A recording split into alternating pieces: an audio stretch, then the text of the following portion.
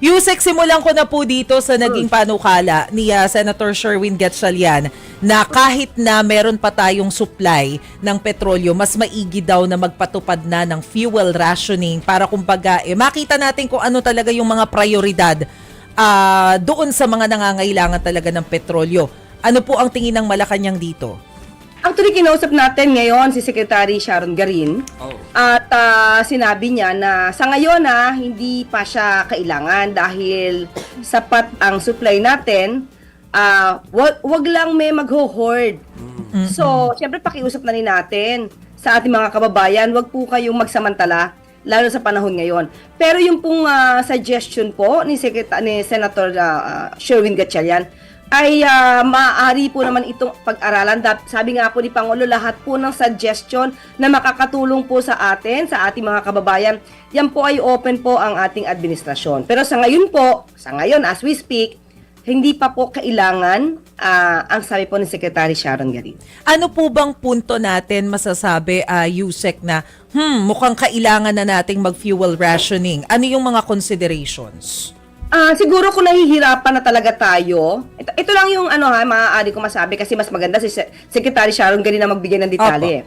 Kasi sa nakikita ko at naipapaliwanag sa atin ni Secretary Sharon Garin, nakakakuha tayo ng mga supplies, nakakakuha tayo sa mga sources, at marami pa tayong kinakausap na bansa. Isa na dito, ilan lamang dito ay ang Canada, USA, South American countries, pati na yung Russia. At ngayon, nakikipag-usap tayo sa bansang Iran para po mas magaan, makatawid yung mga shipment ng oil na para sa Pilipinas.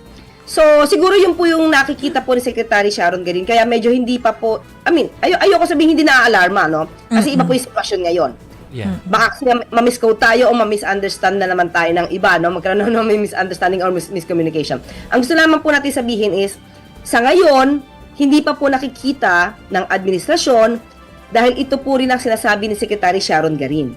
Pero lahat po ng opinion at lahat ng suggestion na makakatulong po sa atin, open po ang administrasyon. Follow up ako doon, Yusek Claire, sabi nyo nga ay isa sa mga efforts ay yung pakipag-usap sa Iran, doon sa ambassador. Ang sabi po ni Foreign Affairs Secretary Tess kanina ay naparating na daw kay Pangulong Bongbong Marcos yung kanilang pakipag-usap. Meron ba kayong update tungkol doon? Kung na-inform na ang Pangulo at kung ano yung naging reaksyon niya? Yes, opo.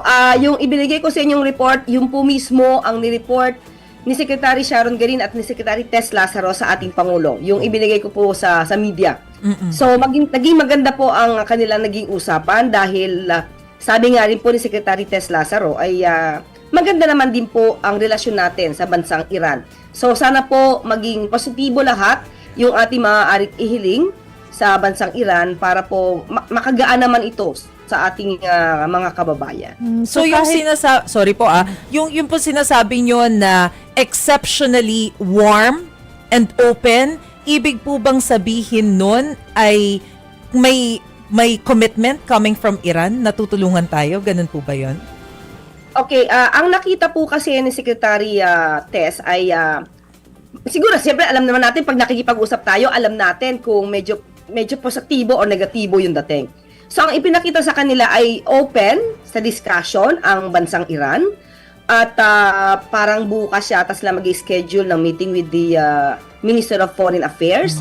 So, tignan na lang natin kung ano ang magiging update ni Secretary Tess kung matutuloy yung meeting nila tomorrow. Sana, kasi yung ating kapatid sa Southeast Asia na Thailand, pinapayagan sana pati tayo. Oo nga, damay na tayo doon. Hopefully, hindi magiging concern yung close relation natin sa US, Yusek.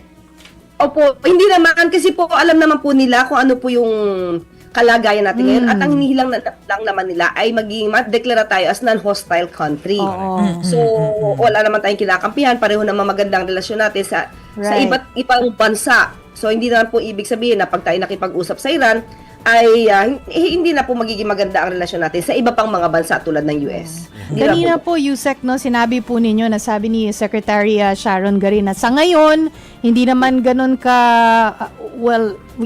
alarming, pero merong supply, meron naman pagkukuhanan ng supply ng langis po Pero syempre mataas pa rin po, patuloy na tumataas ang presyo ng petrolyo. So Yusek, kamusta na po yung status ng excise tax request na sana suspindihin? May meeting 'di ba, DBCC?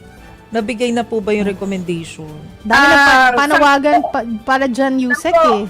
Yes, alam ko nagkaroon sila kanina ng meeting, pero sa akin po ay hindi pa po na ibibigay. Siyempre, unahin po nila yung report kay Pangulo. So, sa akin po ay wala pa po na ibibigay kung ano po ang naging talakayan nila kanina. Pero nagkaroon po ng meeting sila kanina.